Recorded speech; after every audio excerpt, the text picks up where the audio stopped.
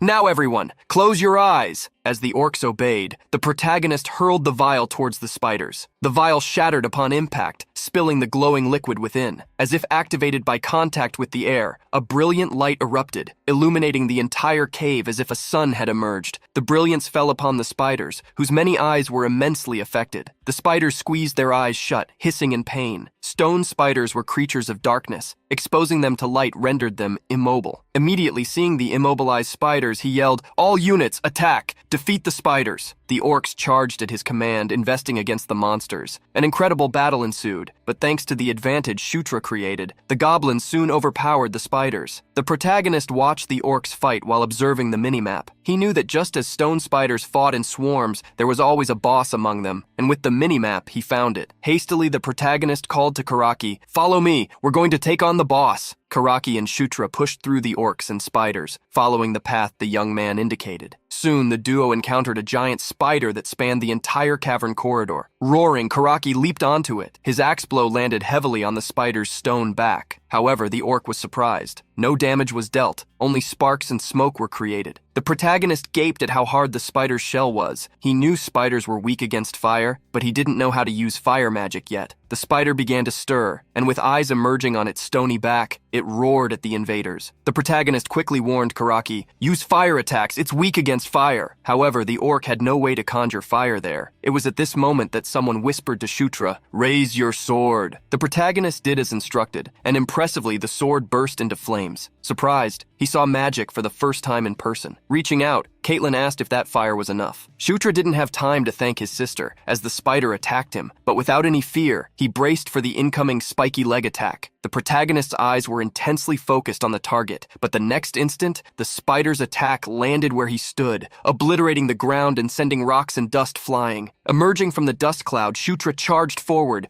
wielding the flaming sword. Brandishing the sword in angled slashes, he struck between the spider's spider's eyes, leaving a trail of fire as he arrogantly passed it. The flame attack incinerated the monster. As the giant spider was defeated, the protagonist watched from the side. Little by little, it turned to charcoal, while the experience point blessing transferred to him. A glow appeared around Shutra, evolving his level. Upon opening the status window, the protagonist discovered he had reached level 9, something that happened quite quickly. Caitlin asked if he was all right, as she had seen a light. Explaining that the light was like a blessing, the young man asked his sister not to worry about him. Confused, she asked if he received a blessing from Gandharva. To avoid raising suspicions or needing to create detailed explanations, he decided to simply agree with her thoughts. Caitlin was also confused about something and asked how he had fought so well against the spider, as if he had faced one before. Scratching the back of his neck, the protagonist laughed sheepishly, stating he had read about it in a book. Obviously, he wasn't going to say he fought the stone spider while playing the game they were in. Interrupting the siblings' conversation, Karaki called the prince to show him something. Shutra looked where Karaki was pointing and found a metal door in the middle of a stone wall. The group approached the iron door and opened it, releasing a chilling air. Only Shutra, Karaki, Caitlin, and her assistant Sarah entered the hall. With a surprised look, the protagonist stared at what was inside. In the center of the round hall was a magic circle with what appeared to be a portal. Karaki grew curious upon hearing his prince comment on what was in the center of the hall and asked, "Do you know what this is?" Hastily denying it, he thought for a moment before replying that he had only made a guess. Although not entirely certain, the protagonist believed the drawn patterns looked like they were made in the style of dwarves. The protagonist had never seen a dwarf while playing as Zephyr, but he had encountered them a few times while playing as the hero. Thinking that the portal worked by infusing magic into it, the protagonist approached the crystal ball glowing atop a stone pedestal. Analyzing the crystal ball, he confidently stated to Caitlin, "Sister, I think this might be a portal." Caitlin was confused by her brother's words, but Sarah corroborated. "Looking at these patterns, it seems the prince's words are correct." Trusting Sarah, Caitlin asked if they could tell where the portal connected. Sarah didn't know yet, but believed there were inscriptions somewhere nearby giving hints. Soon, Karaki found a panel on the wall. "Prince, there are some figures here that seem to have letters." Curious, Caitlin and Shutra approached. The writing didn't look like the language of the Dark Kingdom, so the group believed it was in the Dwarven tongue. Karaki asked young Caitlin if she could read what was written, but she hastily denied it. Caitlin asked her assistant Sarah, but she also denied it sadly. However, someone among them read what was written. Zishuka Mountains, Portal 2. Apparently it says here it's connected to Portal 3. Surprised, everyone looked at Shutra. The protagonist was confused, wondering aloud how he could read the Dwarven alphabet. He had obtained the passive skill Dwarven script just by seeing the writing on the wall, surprising him. Karaki asked the prince if he could indeed read it, and it seemed so even to him. While Caitlin asked her brother when he had learned the Dwarven language, Sarah asked what was below the portal's destination. With his hand on his chin, Shutra stated he thought the portal activated by infusing magic into the crystal. The protagonist asked if his sister could put some magic into the crystal, but she wanted to leave the mission to him. "Me? Why? Do it yourself." However, claiming to still be clumsy with magic, he refused. In the end, Caitlin agreed to use her magic and touch the crystal in the center of the hall. The crystal glowed intensely, even more than before, illuminating the entire room. As the light intensified, a three-dimensional hologram appeared. The group quickly recognized the location before them, the Zishuka Mountains. There was a glowing point on the lines tracing the mountain, likely the location where they were. Another glowing point appeared to be the other portal connected to the one they were at. The group soon imagined that a dwarven hideout was there. Karaki thought this was a good thing, as the main force of the Red Lightning tribe was in front of those mountains. Shutra gave a thumbs up, agreeing. If they went to the other portal, they could attack the Red Orcs from behind. However, as Caitlin wanted to discuss the details with their other brother Chris, they decided to end the expedition there and return. When they returned to the Orc village and told Chris what they had found, he shouted in surprise, "To think there was a portal in that place! Shutra, you are truly a lucky charm." Laughing heartily, he gave his brother a few hearty slaps on the shoulder. Excitedly, Chris stated that if there was anything Shutra wanted, he just had to ask, as he would give him anything within reach. Shutra was impressed by the offer, but Chris, as captain and elder brother, wanted to reward him. Hearing Chris say not to refuse the offer, or he would be disappointed, the protagonist gave a restrained smile. He then asked, would it be all right even if it was a rather irrational matter? Chris became even more curious to know what he was going to ask upon hearing his question. Restrained, the protagonist asked, could you teach me the Divine Beast Fist? The request was so unexpected and irrational that Chris felt his world crumbling. Since he couldn't use weapons because his level was too low, the protagonist thought it would be different with skills. The Divine Beast Fist was a powerful martial art of fists and steps, passed down from generation to generation in the royal family of lycanthropes. Simply put, it was an S-rank martial art. As it was an irrational request, he knew there was nothing he could do if Chris refused. Crossing his arms, he shook his head. I think I'm asking too much, right? It's okay. I expected this from the start. However, unexpectedly, Chris replied to make him happy. Very well, I will teach you. However, Chris warned, I won't be able to teach the secrets of the technique. The protagonist became excited, but Chris changed his statement. I will teach you the aura, instead of the secrets. When asked if this would be a sufficient gift, he saw Shutra fall silent. Seeing him quiet, Chris thought his brother hadn't liked it, but Shutra quickly shook his hands, denying it. No,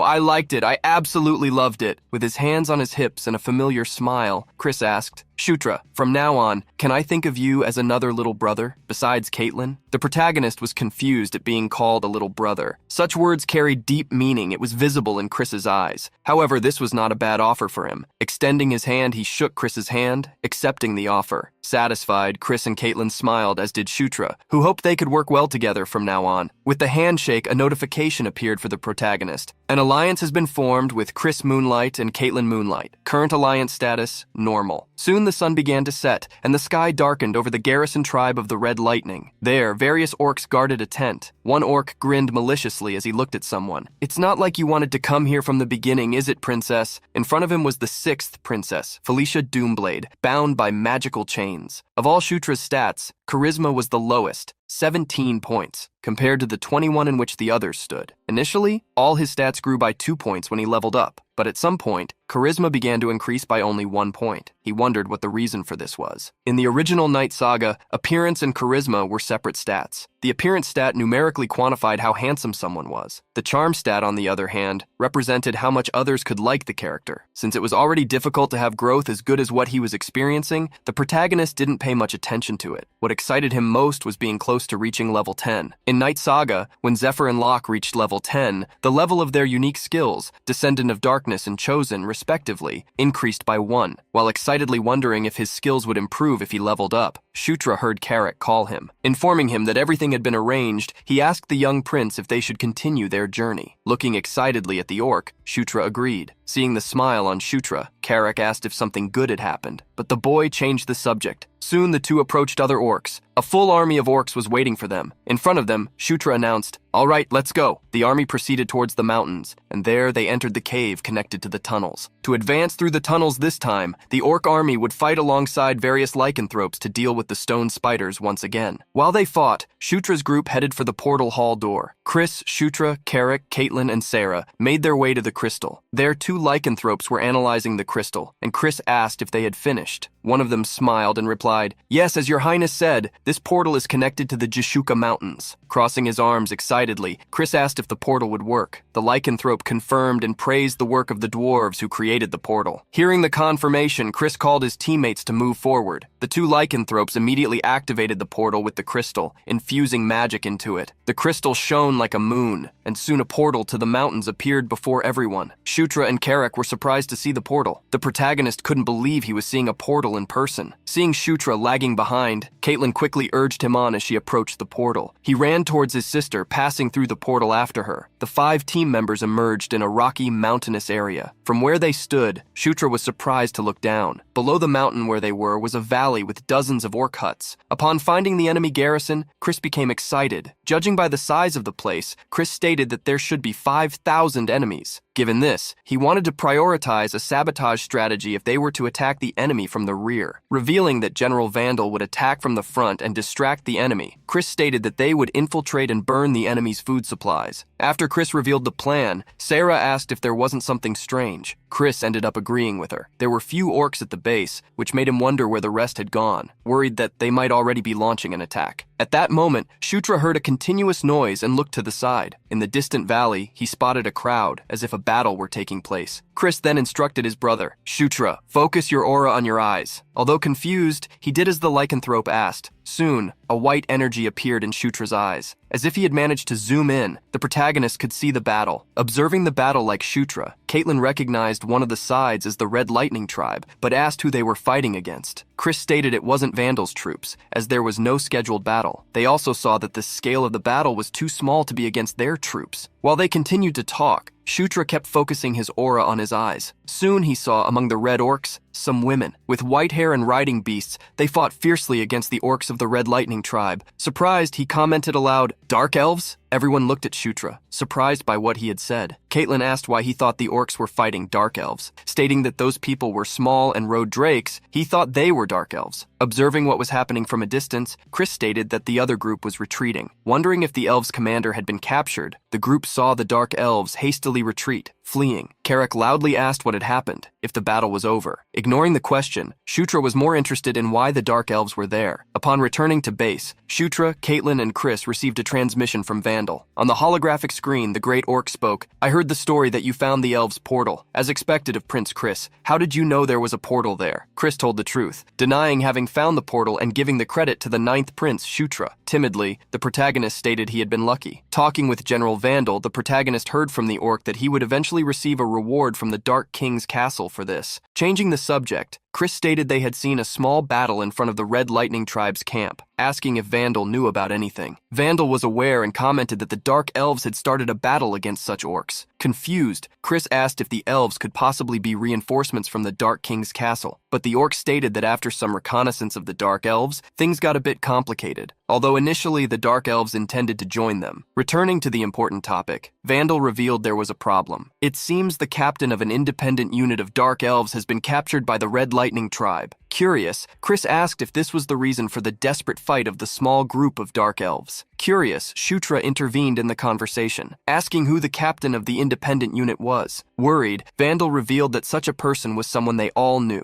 the 6th Princess, Felicia Doomblade, one of their sisters. Upon hearing Vandal, Caitlin and Chris were dumbfounded. Felicia Doomblade was the daughter of Sylvia Doomblade, the 3rd queen and former Dark Elf princess, and the twin sister of Sylvan Doomblade. In the game, Felicia and Sylvan belonged to the faction of the 4th princess, Anastasia Necreant, so the impression that they were enemies was strong. Confused, the protagonist wondered why Felicia would appear there, musing if she was trying to interfere to gain merit. Concerned, Chris asked the general if the Red Lightning bastards knew that the Dark Elf was Felicia. However, this was something the orc didn't know yet. They needed to confirm it. Chris wanted to know what they would do from that point on, whether there would be any negotiations. Vandal stated they would save the princess if they could, speaking with the Red Lightning orcs if an opportunity arose, but with no intention of giving up. Chris was satisfied with Vandal's answer, who continued, "I will try to gather more information and contact you if anything comes up." Thus, the trio bid farewell to the general, who ended the contact. Upon discovering that his elder sister had been taken prisoner, Chris broke out in a cold sweat. Caitlin bravely asserted that they needed to save their sister if she was still alive, but Chris didn't think it would be easy. If we try to save her, we'll be the ones getting hurt. Caitlin was surprised by her brother's fear. However, she was unwilling to give up. "I'm going to save her. I have to. She's my sister." Silently, Chris frowned. Shutra watched him open his mouth again. "I know, but..." Sometime later, some lycanthropes were summoned to guard a tent. Chris and the others were there, showing a map. "The plan is simple. When General Vandal distracts the main force, we will attack the camp from the rear. After that, I will penetrate the center of the camp and cause as much chaos as possible. Caitlin and Shutra will lead their units and complete their missions." Shutra asked if he was talking about rescuing their sister. Chris confirmed, "Yes, we will burn the food storehouse and the armory, and rescue Felicia at the same time." However, with a worried look, Chris asked them to retreat if the situation became dangerous, as they couldn't lose lives to rescue just one person. Upon hearing how Chris treated Felicia, Caitlin flared up irritably at her brother, but with the authority of a commander, he told her to be quiet. However, Caitlin refused. "Felicia is our family. How can you say that?" Seeing how the two siblings argued, the protagonist wondered what was happening. He felt as if Chris wasn't very enthusiastic about rescuing Felicia, as if something had happened between them. That night, under foggy skies in the Stone Mountains, the sounds of marches could be heard. Raising their sharp axes, the orcs shouted, "Advance, warriors! Let's eliminate the Red Lightning bastards!" On top of a hill stood Chris, with some orcs accompanying him. From the portal's exit, he observed the Red Lightning tribe's settlement. The orcs peacefully guarded the camp, tranquil, expecting nothing to happen. At that moment, Chris frowned, using his power. Hundreds of meters away, an explosion occurred outside the settlement. All the orcs there were thrown upward, engulfed by flames. Immediately, Vandal and the other orcs charged like meat trucks. With eyes red with fury, Vandal roared, "Eliminate them all!" At the same time, Shutra observed the settlement from another mountain. Karak, confused, asked if they weren't going to advance since the attack had begun. However, Shutra asked him to wait for the signal. The battle began intensely, with the green orcs catching the Red Lightning unprepared. Vandal stayed behind, observing the battle. With a watchful eye, he waited for the right moment. Suddenly, he shouted, "The time has come! Retreat!" After setting fire to the wooden walls of the camp, the green orcs under Vandal's command retreated. Observing the situation, Chris ordered the orcs and lycanthropes with him to prepare. He also nodded for Shutra and Caitlin to complete their mission. Joining the siblings,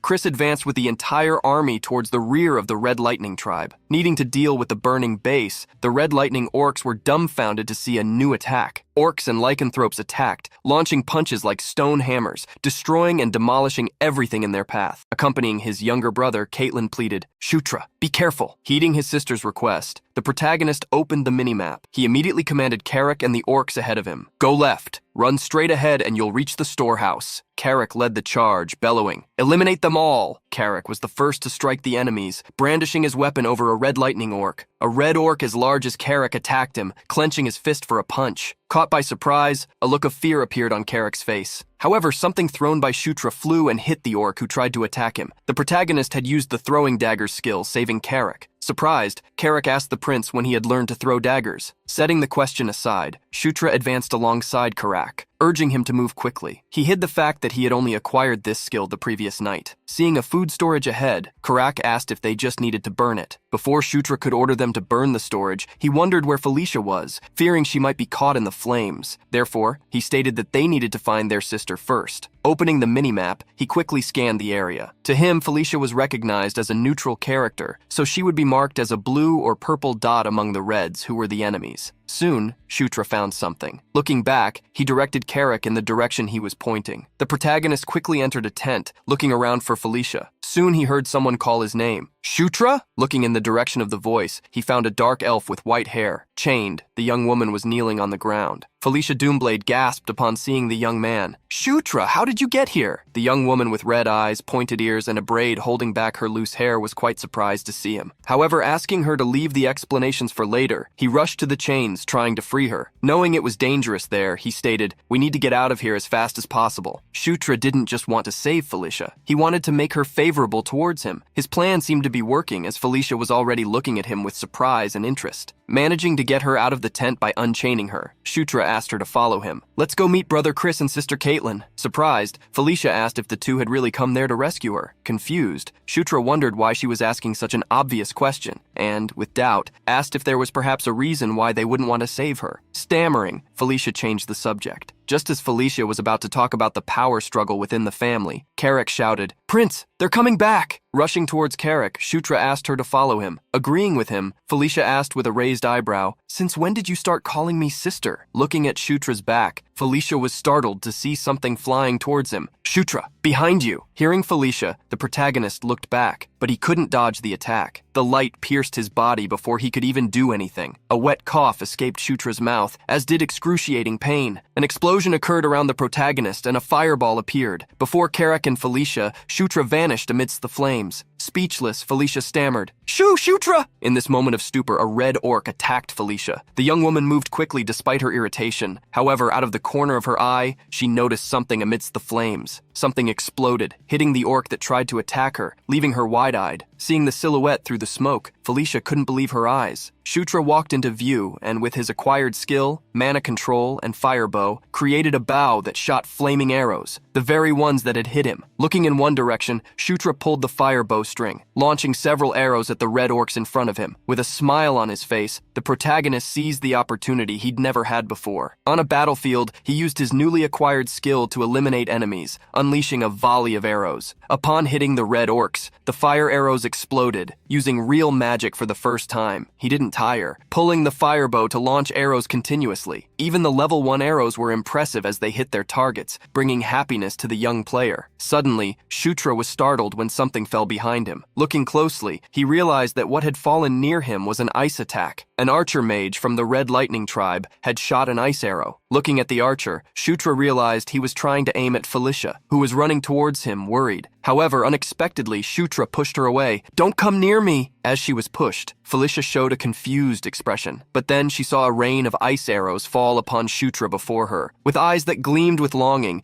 he murmured the reason he didn't want his sister near him. "These arrows are mine." A dozen ice arrows fell on Shutra, exploding into snowflakes. A frosty mist appeared, covering the entire camp, but it soon began to dissipate, revealing Shutra's silhouette once more. Just as he had thought, Shutra had acquired the ice arrow magic. However, Shutra's smile soon vanished as weakness hit him. He fell to the ground, seeing a large ice spike in his body. Having been hit by one of the arrows and unable to destroy it, Shutra's HP dropped to 13 out of his original 95, putting him in critical condition. He gritted his teeth, afraid of being hit by another arrow. But then someone appeared to help him, calling him an idiot. Looking back, he saw his sister Felicia with her arms crossed, annoyed with him. Blushing slightly, he snapped, "Who asked you to save me? You're the weakest of all the siblings. Who are you to save someone?" Shutra was surprised, realizing Felicia had misunderstood his intentions. While Felicia asked when he had learned magic, Shutra looked at the tower where the orc who had hit him was. He realized Felicia had defeated him in the time he was boasting. Suddenly, Shutra felt ice on his chest as Felicia pulled the ice arrow from him. In the next instant, he felt a comforting warmth and saw a green glow. Felicia had placed her hands on the wound on his chest, using magic. Quickly, with the magic Felicia used, the wound on Shutra's chest closed. In seconds, not even a scar remained. His skin was closed. At the same time his wound healed, Shutra received a notification. He had acquired the heal skill. Looking at his own chest, Shutra was impressed with the renowned genius mage Felicia Doomblade. Worried, Felicia asked if he could stand up now. Stammering, he agreed, thanking his sister. Before he could get up, however, they both heard heavy footsteps. A violent red orc with white hair and furious eyes advanced like an out-of-control train. Confused by what it was, Shutra, who was more knowledgeable, explained, "That's a blood ogre, a mutant subspecies of ogres." Surprised, Felicia asked fearfully if they needed to get past it to escape. Before Shutra could answer, the ogre's shadow was already upon them. The sibling duo ran desperately as the ogre pursued and roared at them. There was no way to fight that thing. With an axe in hand, the red ogre attacked the duo of brothers, who fortunately managed to dodge the blows. Shutra, looking back, questioned in panic, "How can he be so big and so fast at the same time?" Beside him, Felicia asked, "Hold him off for a while, I can defeat him with magic." The protagonist's eyes widened, asking his sister how he was supposed to do that. While they were talking distractedly, the ogre attacked again, causing the ground to erupt and Shutra to fly forward. Recovering, Shutra warned Felicia, "All right, I'll draw his aggro somehow. You prepare the attack." Felicia was confused, asking what aggro was but understood what her brother meant. The protagonist looked for Carrick, shouting, "Let's do the same thing we did last time. Get ready!" Shutra immediately opened a window upon approaching Carrick, his inventory. There in the inventory was a dagger. Materializing the dagger, he prepared to use a spell. The dagger filled with power and shot towards the ground. Shutra stuck the dagger into the ground, releasing the accumulated energy which went towards Carrick as Shutra roared, "Under the king's banner!" All the energy was absorbed by the orc Carrick's body, strengthening him. With so much power inside his body, Carrick even felt his confidence grow. He roared fiercely, preparing for battle. The red ogre was startled by Carrick's roar, who furiously charged, raising his cleaver. Carrick's cleaver fell upon the ogre's axe, creating a spark with the impact. However, the cleaver advanced, and the ogre could do nothing but use his own body as a shield and suffer. Carrick didn't stop, launching another attack, this time to the side. The attack hit the ogre squarely, like a knife stuck in a meat board. The ogre gritted his teeth, trying to withstand the attacks. As soon as the ogre raised his axe to counterattack, an illusory Felicia appeared above him. The young dark elf was alert, ready for a surprise attack. She stopped in front of the ogre's back, extended her hands, and cast the spell. Immediately, a gooey liquid appeared under the ogre's feet, making him slip as if stepping on a banana peel. The ogre fell heavily on his back, almost causing an earthquake. Seizing the opportunity, Carrick leapt onto him. With eyes full of fury, Carrick shouted, "This is the end!" Like a comet, Carrick fell upon the red ogre, driving him into the ground with his cleaver strike. The ogre could no longer endure and, due to a sequence of blows, coughed one last time. Creating a crater with the ogre's body, Carrick emerged as the victor of the battle. Beside him, Shutra observed the final outcome of the fight. Even with other enemies remaining, he had seen the most problematic bastard defeated. It was at this moment that a golden light enveloped Shutra's body, surprising him. As the light appeared, so did a notification window. He had leveled up to 10, finally reaching the level he had been waiting for. What Shutra had expected happened. One of his skills, the main character's buff, leveled up. Smiling slightly, he read the other notifications. Thanks to the level 2 main character buff, a new passive skill has been added. Smiling, he decided to open the gift box and check what he had obtained. Shutra's new skill was called Battlefield Blessing. The accuracy of ranged weapons aimed at him would slightly decrease. Shutra was excited to see the skill, which could save him from many incidents. This skill was very common in games and movies, having been seen by many people. It was how a character would run in one direction, and bullets fired at them would would never hit, always just passing very close to their body. With this skill, Shutra was confident he could recreate the effect of the main character's buff. Suddenly, Shutra heard a girl's scream as several red lightning orcs emerged, returning to the camp. Waking her brother, Felicia screamed while fleeing from them. "Shutra, what are you doing? The enemies are coming!" To distract the orcs, Felicia turned, gathering a large amount of wind around her. Pointing at the red orcs, she chanted, "Oh wind, spin and rage!" A tornado appeared at her command, tossing the orcs into the air. Even from a distance, feeling the power of the wind, Shutra was dumbfounded. What Felicia had displayed seemed like magic, but it wasn't magic itself. He quickly figured it out by looking more closely at the various spiritual butterflies in the wind. Those were spirits, definitely. Even though they were a species of corrupted elves, Felicia showed why they were still called elves. Extending her hands, the dark elf created a magic circle, showing her talent not only as a mage but as a spiritual summoner. With such power, she created a sphere of wind, trapping the orcs who still dared to pursue them. From the ground, watching his sister fly and use magic and wind spirits, Shutra blushed slightly, excitedly wondering if her attack could hit him. In the starless night, a burst of light surged across the sky. As the specks of light fell, the orcs looked up in surprise. Gazing at the sky, Carrick asked the prince if that was the fire signal. Shutra nodded, reminding Carrick that a yellow signal meant an order to retreat. Carrick was confused, asking why they would retreat. Shutra didn't know either. He wondered what was happening, fearing someone was in danger. Carrick immediately asked the prince to give them an order. Thus, Shutra did. "Carrick, gather the troops and retreat. I'm going to check on Caitlin." Carrick was confused by the prince's plan. "What do you mean? Then I'm going with you." However, Shutra refused, remembering there must be a reason for the retreat order, and asked Carrick to follow his command. As Carrick was worried, Felicia reassured him. "I'll go with Shutra." Adjusting her hair, she lightly commented, "I can't live with debts hanging over me, so I'd like a chance to repay you." Seeing how the young dark elf claimed to still have some business to attend to with the damned Red Lightning Tribe orcs, Carrick agreed. Bidding farewell and asking the prince to be careful, Carrick advised that he would wait for him at the top of the mountain. After saying goodbye to Carrick, Felicia accompanied Shutra, asking doubtfully, "Do you really need to go to where Caitlin is?" Shutra wanted to check on the situation because they didn't know why the retreat order had been given so suddenly. Felicia surmised, but couldn't believe Caitlin could have been captured. Hoping nothing had happened to Caitlin, Shutra stated they would all return together if she was all right. Looking at her brother, the young elf asked why he cared so much about Caitlin. Without batting an eye, Shutra replied, "Well, she's my sister, so of course I care." He just hid the fact that he was also worried because they had formed an alliance. Crossing her arms, Felicia analyzed the boy in silence. She murmured to herself what he had said. Of course he cares, doesn't he? In one area of the camp, there were some watchtowers and tents and a lot of smoke. Red lightning orcs were rushing about, but something was stopping them. Caitlin was running among them, hitting them one by one with her fists. Against another group of orcs, Caitlin extended her hand, launching fireballs that exploded on impact. However, the monsters kept coming and they roared upon seeing the young woman. 2 red orcs advanced towards her and she retreated, running backward. Using aura to conjure magic, she created an ice staff. Wielding the staff, she cut through the orcs, sending them flying. Shutra and Felicia, who had just arrived, were astonished to see Caitlin fighting and winning alone. Felicia smiled, mocking her little brother. "See? Just as I thought." He realized, rolling his eyes, that there was nothing he needed to worry about. Surprised to see her brother, Caitlin questioned why he was there instead of retreating. He ended up hastily replying, "I came to rescue you. I mean, to help you. But it seems I don't need to do anything." Noticing her brother's misunderstanding, Caitlin turned to look at him. However, Caitlin found a woman beside him. In the blink of an eye, Caitlin jumped onto Felicia, hugging her with immense affection. "Felicia, thank heavens you're safe." Being hugged so fervently, Felicia looked away shyly. "Of course I am. Honestly, you worried too much for nothing." Seeing how close the two were, Shutra was happy. Opening the region map, the protagonist observed the various red dots appearing. Warning the sisters that the enemies were returning, he stated they needed to retreat quickly. Asking Shutra to take the lead, the sisters stayed in the rear, delaying the enemy. Sometime later, several orcs were back in the teleportation hall. Soon, Shutra, Felicia, and Caitlin's group also passed through the portal back. Upon discovering that it was Shutra who had found the portal, Felicia crossed her arms, impressed. Caitlin reaffirmed what she had told her sister, stating that Shutra had made a great contribution to this expedition. Observing the boy talking to Carrick, Felicia quietly asked, "When did he change so much?" At that moment, Chris appeared, greeting everyone. "It seems you've returned safely." Excited to see her brother, Caitlin showed that they had rescued Felicia and brought her back safely. Coldly, Felicia greeted Caitlin's brother and her own brother. "It's been a while, Chris." He was silent for a moment, staring at her before replying, "It's been a while, Felicia." After some time, the siblings group gathered in in a more secluded area of the cave. There, Chris revealed that the news reported that General Vandal's side had also won, and that Yakuzan had surrendered after seeing his own camp in flames. Confused, Shutra asked who Yakuzan was. Beside him, Caitlin revealed that was the name of the Red Lightning tribe leader, asking if he had forgotten. Joining the conversation, the elf Felicia asked if Yakuzan had surrendered, but Chris corrected her. Not exactly, he just fled somewhere else. If he gathers allies, he could still fight in some way. Having said that, Chris stated the next step. Tomorrow, we will attack Kairam's forces, Kaichan's older brother. If they join Yakuzan, it will be a problem. Finishing what he had to say, Chris handed the floor to Felicia, asking how she had been captured. Felicia scratched her arm, answering embarrassed. I was studying ruins in that area, so I heard about a battle, and on my way to try and help, I ended up being captured. Frowning, Chris asked if she was telling the truth. With a climate of animosity, Felicia retorted the question, "Why? Don't you believe me?" The two fell silent, staring at each other. Sighing, Chris turned his back on his sister. You've had a difficult day. Let's end it here. As Chris bid farewell to Caitlin and Shutra, Felicia lowered her head, watching him from behind. Orcs and werewolves gathered in the cave. Some slept, others cooked and ate together, while others tended to their wounds. On the other side, the main character observed all the skills acquired during the battle. Looking at them made him happy. However, the only one he could use in combat was his aura. As he tinkered with the skills, someone called him. Felicia, who had changed her clothes, entered the chamber where he was, asking if they could talk for a minute. When Shutra asked what she wanted to talk about, Felicia bit her lips slightly. She then walked up to him and, surprising him, pulled him by his shirt. The protagonist was surprised because, looking him in the eyes and with a soft voice, Felicia asked, "Do you want to take off your shirt?"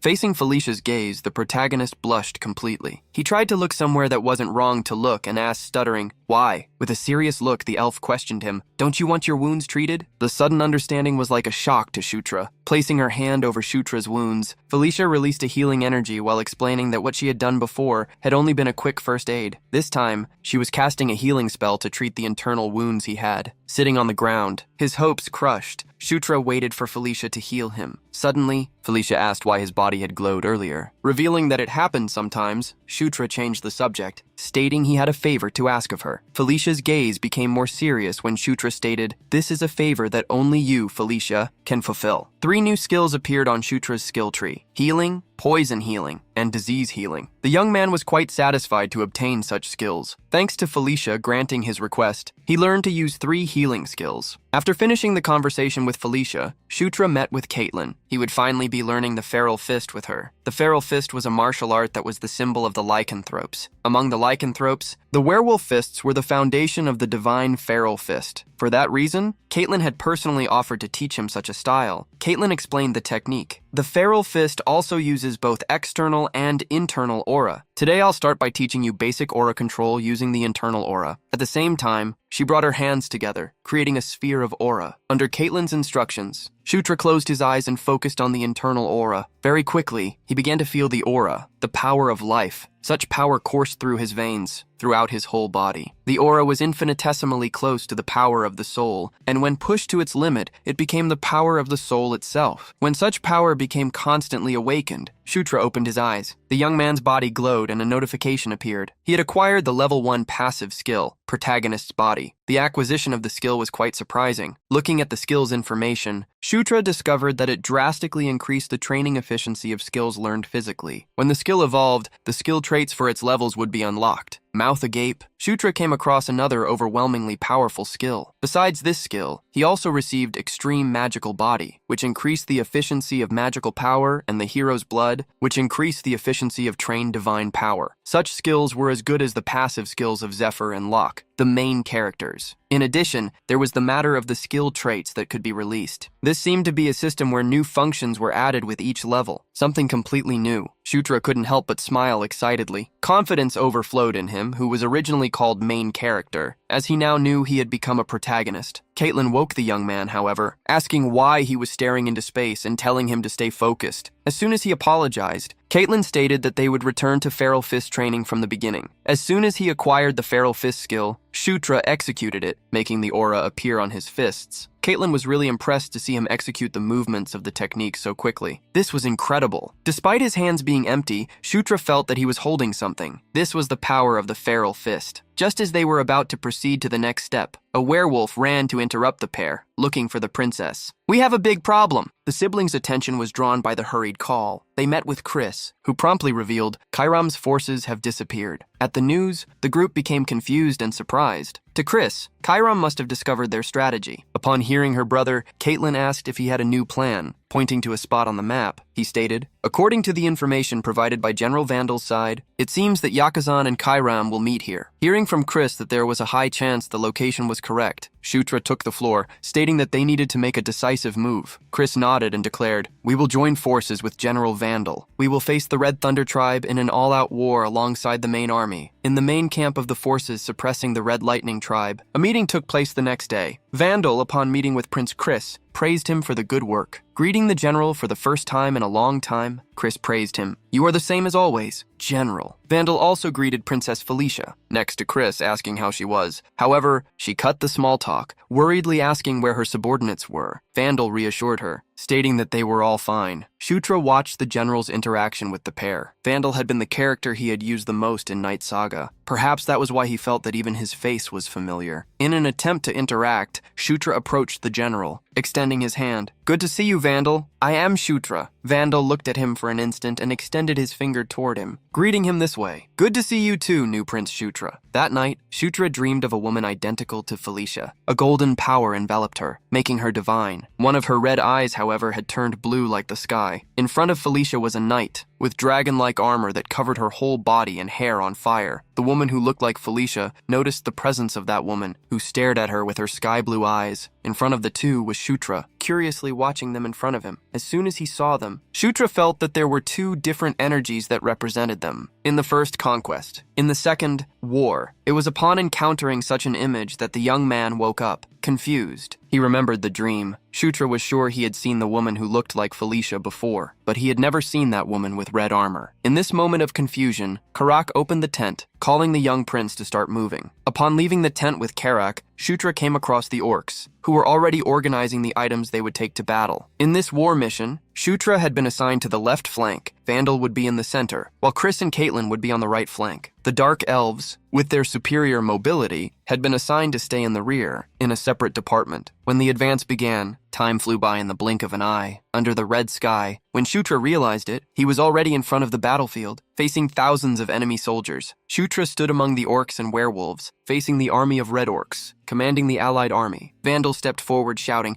"Everyone, assume combat positions. Let's teach these bastards what it feels like to feel pain." The great red orc raised his axe, roaring, "All forces advance!" Under Vandal's command, green orcs and werewolves advanced furiously. The orcs of the Red Lightning tribe stood ready in front of their army, carrying axes and wooden shields. Waiting for the clash, they smiled maliciously. Suddenly, in the middle of the red orc army, a large explosion occurred. Vandal looked back, dumbfounded, trying to understand what had happened. Vandal and the green orcs stopped, as they came across something much bigger than them. There was a furious mammoth with volcanoes on its back in the Red Lightning army. Dumbfounded, Vandal recognized such a monster, the swamp mammoth. From the volcanoes on the mammoth's back, explosions occurred. It shot several explosive rocks that fell on the green orc army, exploding. The powerful and inevitable explosions threw the green orcs in all directions, causing a tremendous amount of damage. Shutra and Karak were shocked by the devastating situation. Dumbfounded, Shutra stated, "We were deceived. These bastards knew everything from the start." With several mammoths in their army, the Red Lightning tribe secured the upper hand in the battle. The swamp mammoths, as the name suggested, were monsters similar to mammoths, but their sizes could not be compared to normal monsters. In short, this was a true monster that honored its name. In front of this red monster with furious eyes, Shutra still did not despair. However, suddenly new enemies appeared. Lizardmen, with their sharp claws and long swords, emerged from behind the allied army. The green orcs looked back with frightened eyes. Shutra gritted his teeth upon seeing new enemies. The green orcs had to deal with the new enemies, who savagely caused chaos within the army, breaking their formation. A lizardman spared no effort and jumped toward Shutra, showing his sharp claws and fangs. However, Karak appeared at the last second. Attacking the lizard from behind, Karak promptly shouted to Shutra, "Pay attention! One wrong move and we will all be defeated here." The protagonist nodded, knowing he was right. He was not in a game. Chris used his fists to invade the Red Lightning orc army. Gritting his teeth, he cursed, "Damn it, don't tell me they already knew everything and prepared to play with us." Caitlin quickly approached her brother, stating that it might be better to retreat, to seek a new opportunity in the future. Chris couldn't believe she was suggesting such a thing. Making a mistake at such a moment would cause them to suffer great losses, possibly even being annihilated in battle. But Caitlin made him realize by reminding him that, at the rate the battle was going, only more casualties would happen. She firmly asked, "You need to make a decision. Now is the right time to retreat, brother." Even against his will, Chris bellowed, getting the attention of the troops. From the top of the hill where he was, he proclaimed, "Those who can use magic will stabilize a defensive line in the rear and buy as much time as possible. The rest will quickly form groups to retreat. Survive and return no matter what." In the center of a canyon was a village formed by the orcs. There, they were being healed by the dark elves who had joined the group under Felicia's command. Chris hit a table, blaming himself. "I was too complacent. I should have been suspicious,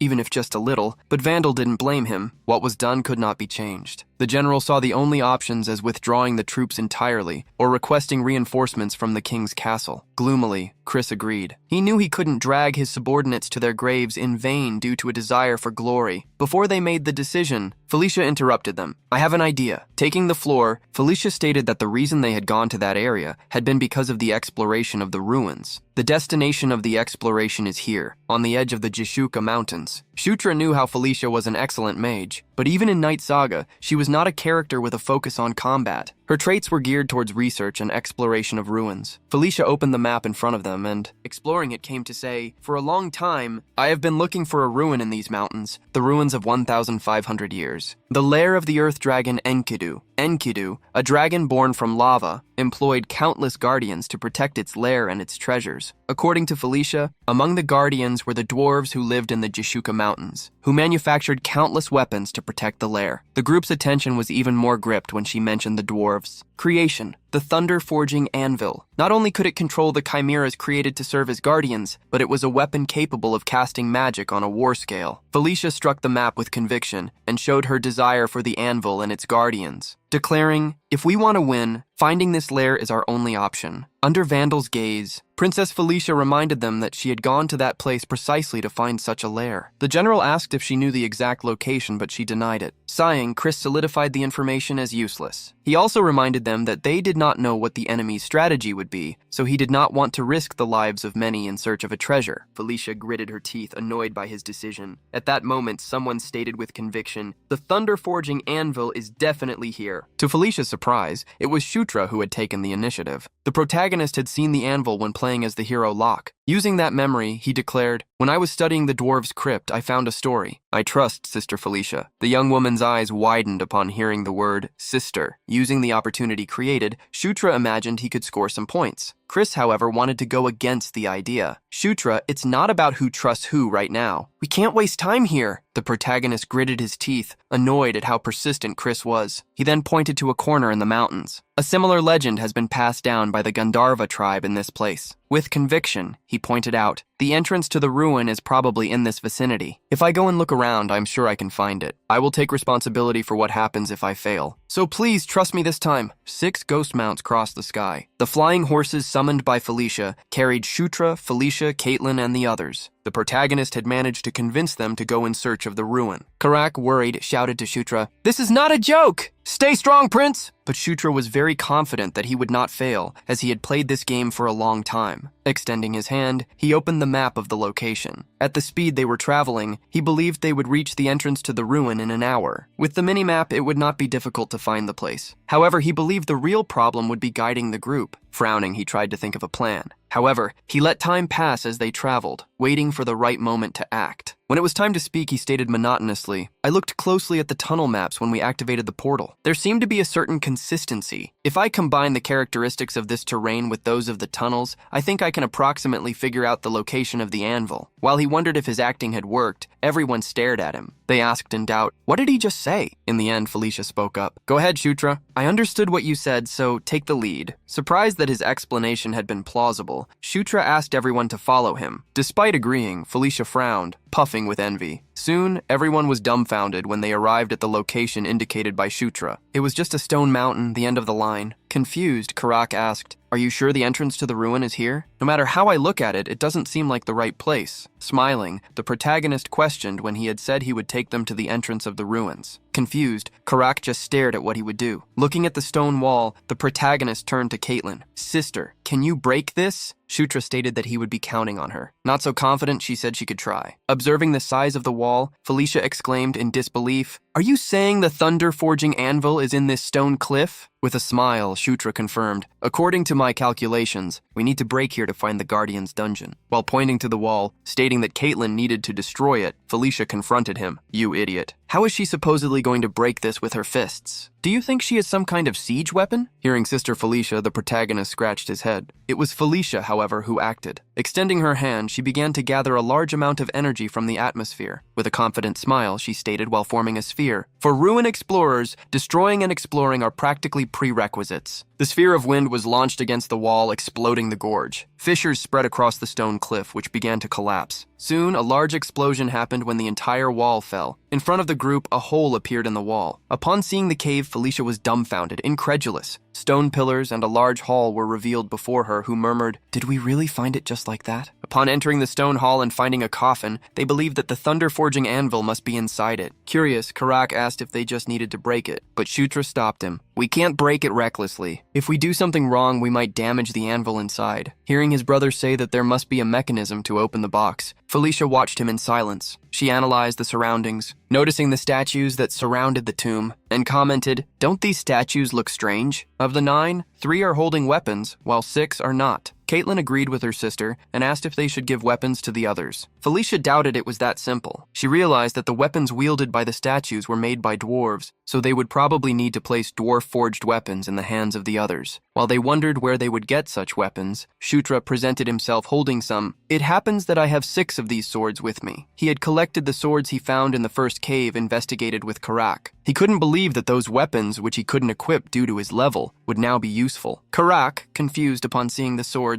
asked the prince how he had stored them in his backpack. Annoyed at how perceptive Karak could be, the protagonist smiled awkwardly. "Does it really matter? More importantly, help me. They are heavy." Soon, all the swords were positioned on the dwarf statues. A glow appeared in the air, and the eyes of each statue lit up. Just like in them, a light appeared in the coffin, illuminating the entire hall. The lid began to open, revealing the interior. The group approached, eager to find the anvil. They were dumbfounded when, as the coffin disappeared, a large anvil was truly revealed. The thunder-forging anvil. Felicia saw the large anvil and put a hand to her chin, confused. "Wait," she said. "According to the records, a final activation procedure is required." She told Shutra and Karak to stay put, while the others were to move to the 3, 6, and 9 o'clock positions around the anvil. From their various locations, Felicia intended to infuse mana into the disc below the anvil, moving clockwise and slowly increasing the amount of mana. Soon, everyone was in their designated spots around the giant anvil. Felicia was the first to release her wind magic, asking everyone to focus and do the same. Their mana flowed toward the anvil in the center of the hall. Once the circle was established, Felicia shouted, "Shutra! Increase the amount of mana you're releasing." Shutra obeyed, and Felicia reminded everyone not to let their guard down. The anvil was soon encased in a crackling layer of mana. Shutra gritted his teeth, giving it his all. With the massive amount of mana being released, a bolt of lightning shot toward the sky. The mana was completely consumed, and a powerful wind swept through the room, changing the scenery. In the wind, countless dwarves appeared around them. They were joined by mammoths, other gigantic beings, and even flying creatures. Shutra then heard a voice in his mind. "Listen, my returners." He looked up, and a shadow immediately covered him. He was dumbfounded to see a gigantic dragon in the sky. That was the guardian of the great Enkidu's lair. The protagonist knew that this was a gatekeeper dragon from the game Night Saga, which existed between the Dark Realm and the human realm. The instant he saw the creature, Shutra snapped back to the anvil hall. He still remembered the image of the black dragon and realized it wasn't a guardian, but perhaps the earth dragon Enkidu himself. When Shutra got to his feet, Felicia asked if he had also had a vision of a giant dragon with lava flowing through its veins. Karak joined in, saying he had seen one too. The trio realized they had all had the same vision. Felicia wasn't sure what it meant, but looking at the energy-filled anvil, she figured they would find out once they used it. Felicia approached and touched the anvil. The clear mana surrounding it immediately transformed into a dark power that exploded like a flame. Like a powerful attack, the shadowy power tried to possess her. Shutra quickly tried to stop his sister. As he pulled her away from the anvil, he felt something different. The dark power exploding from the anvil enveloped them both, pushing everyone else away. Worried, Karak and Caitlin shouted at the pair in danger. Shutra screamed so loud that the color drained from his eyes. The mana from the Earth Dragon Enkidu conveyed a feeling of conquest. This was the trial for the uninvited. This was the conquest, an act of governance. The mana from the anvil was doing just that, trying to govern the duo. Caitlin and Karak watched, worried and confused, as the energy slowly diminished and then extinguished. In Shutra's hand, the anvil had changed shape, becoming a hammer of shadows and powerful mana. Caitlin was shocked to see one of Shutra's eyes transform into pure dark mana. At the same time, something was happening at the camp in the canyon. Someone was watching them from the mountains above. It was a red lightning orc with a spyglass who laughed as he observed the people below. "Heh, you idiots," he said. "You think we wouldn't notice you hiding here?" He then asked a person next to him what to do, attack immediately or something else. He was asking Yakuzan, the great chief of the Red Lightning tribe, for the final order. Yakuzan looked back at his large army and commanded, "Everyone, get ready. We're going to wipe out the remaining bastards." Under the orc chief's command, the entire Red Lightning tribe, accompanied by their giant mammoths, began to move.